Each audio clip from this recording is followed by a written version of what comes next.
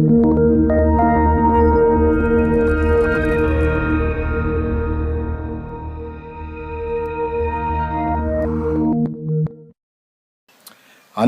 తన యందు కలిగిన ఒకే ఒక్క దేవుడు మన ప్రభు అయిన యేసుక్రీస్తు. చెప్పండి, మీ బలం ఎవరు? అందరు చెప్పండి, ఎవరు మీ బలం? ఇంకోసారి చెబుతారా గట్టిగా? ఇంకెవరన్నా ఉన్నారా? ఆయనేనా?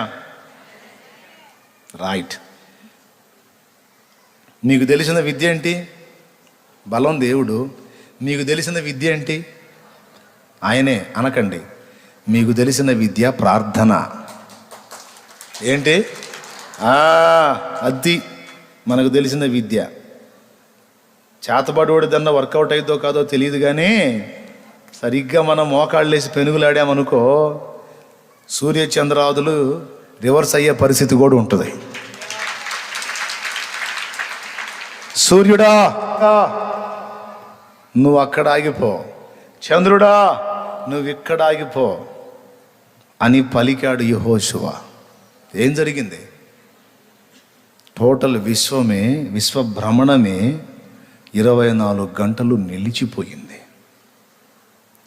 శాస్త్రవేత్తలు కనుగొన్నారు, మానవ జాతి చరిత్ర ప్రారంభం నుండి ఇప్పటిదాకా భ్రమణాలను లెక్కేసుకుంటే ఒక డే మిస్ అయింది.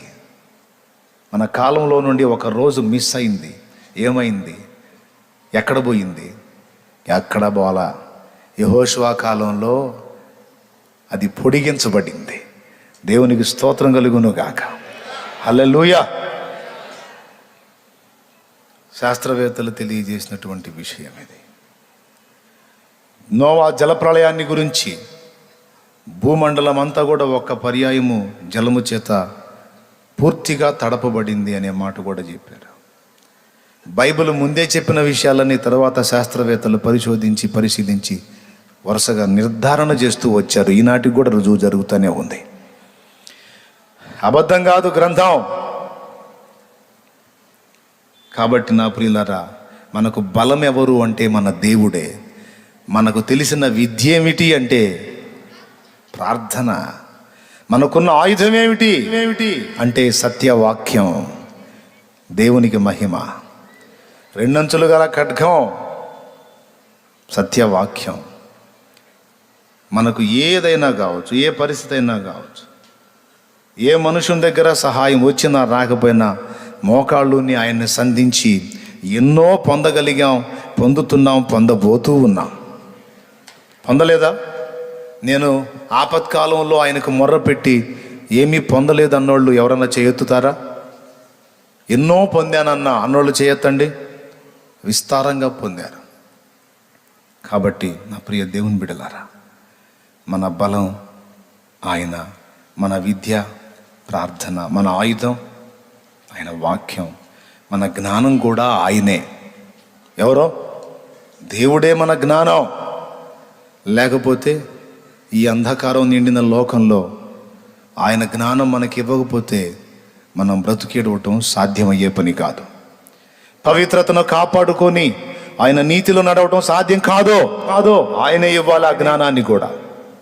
అందుకే చెప్తున్నాను, దేవుడే మన సొంతం అయితే, దేవుడే మనతో కూడా ఉంటే ఇప్పుడు మనం చెప్పుకున్నవన్నీ ఆయన ద్వారా మనకు లభించగలుగుతాయి కనుక, అయ్యి ఆయన ఎప్పుడు ఇవ్వాలో ఎక్కడ ఇవ్వాలో ఆయనకు తెలుసు కనుక నేను చెప్తున్నాను, ఆయనని మనతో కూడా కలిగి ఉంటున్నట్లు ఆయనతో కూడా మనం నడవటానికి మనల్ని మనం ఆయన చేతికి అప్పగించుట ఎంత మంచి పని, ఎంత ఉత్తమమైన పని.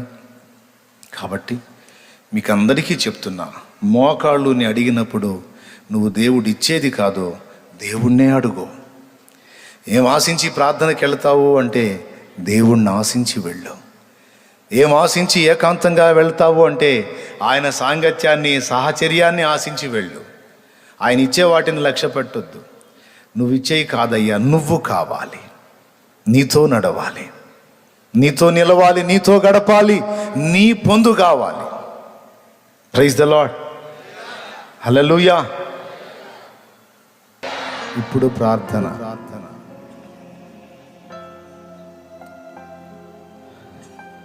ప్రార్థన చేద్దాం రండి. అయ్యా, నాతో నువ్వు మాట్లాడినందుకు నీకు వందనాలు వందనాలు వందనాలు. ఒక్కసారి మీరందరూ ఇంటికి వెళ్ళి 91వ కీర్తన చదవండి. మహోన్నతుని చాటున నివసించువాడే సర్వశక్తుని నీడను విశ్రమించువాడు. ఆ మాటలు ఎంత అద్భుతంగా ఉంటాయో. ఆయనే నా కొండ, నా కోట, నేను నమ్ముకొను నా సహాయకుడని నేను ప్రభువుని గూర్చి చెప్పుచున్నానని అద్భుతంగా మాట్లాడతాడు. అలాంటి దేవుడు నీకు తోడై ఉంటే భయపడతావు, పిరిగితనంతో పిరిగి పొంద అంటున్నాడు పరిశుద్ధాత్మ దేవుడు. పిరిగి పందలాగా భయపడతావే. శక్తియు ఇంద్రియ నిగ్రహమును గల ఆత్మనిచ్చాను గాని పిరిగితనం గల ఆత్మనియలేదు నీకు. భయపడతావు. నేను లేనా? నీకు నేను బలం కానా? నా కృప నీకు చాలు, భయపడకు అని దేవుడు మాట్లాడుతున్నాడు. తండ్రి స్తోత్రమయ్యా. లేని అందరూ మోకాళ్ళ మీద లేచి అయ్యా నీకు వందనాలంటూ ప్రార్థన చేద్దాం. ప్రభువా, నీకు స్తోత్రాలు, వందనాలు, కృతజ్ఞతలు చెల్లిస్తున్నాం నాయన.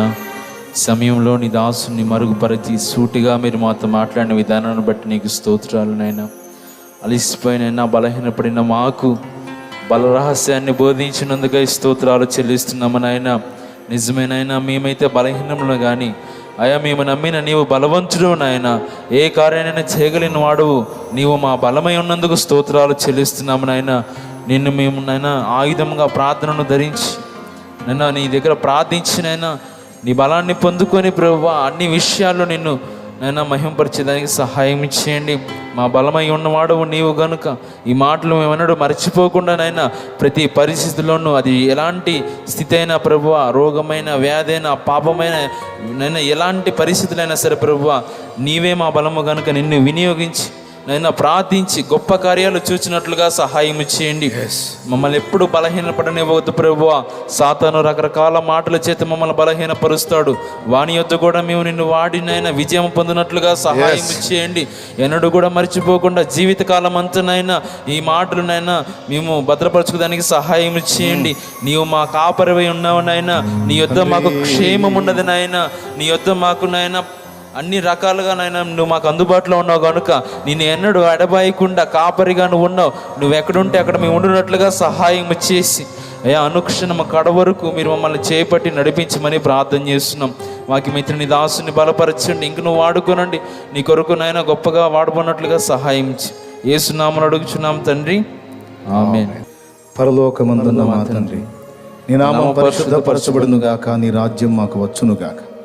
నీ చిత్తం పరలోకమును నెరవేర్చున్నట్లు భూమి అందును నెరవేరును గాక. మాకు కావలసిన అనుదిన ఆహారము నేడు మాకు దయచేయము. మా పట్ల అపరాధం చేసిన వారిని క్షమించుటకు సుబుద్ధి మాకు ప్రసాదించి మా అపరాధములు నీవు క్షమించు. మమ్మల్ని శోధనలోనికి తేక దుష్టు నుండి, కీడు నుండి తప్పించు. ఎందుచేతననగా రాజ్యము, బలము, మహిమ, శక్తి సర్వం నిరంతరం నీవై ఉన్నావు తండ్రి, ఆమేన్. ఆమేన్.